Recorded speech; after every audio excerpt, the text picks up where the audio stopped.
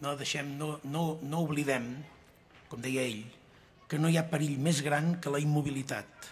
Restar aturat és morir. I la Catalunya, que ha superat dificultats enormes, que l'han volguda morta tantes vegades i que, com deia el clàssic, ha rebrotat tantes i tantes vegades, en el diccionari de la Catalunya del futur hi ha unes ganes enormes de viure i de compartir l'esperança no només amb tots vosaltres, amb tots nosaltres, sinó amb els pobles germans.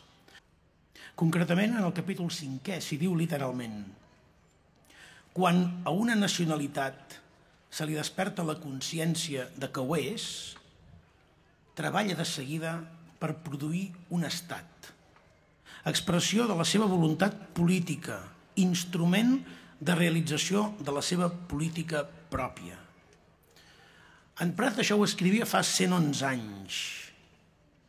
111 anys i veiem com continuen sense entendre-ho, o fent veure que no ho entenen, que encara és més greu.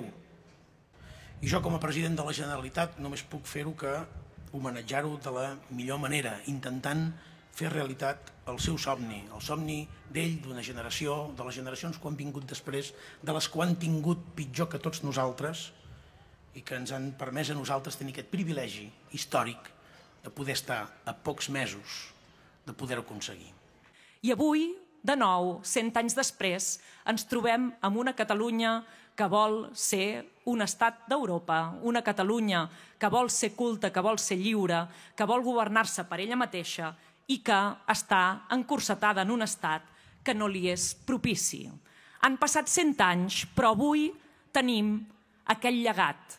I aquell llegat, que va ser no només somni noucentista, sinó que va ser realitat, ens ha de fer encara més ferms que mai per fer les passes endavant.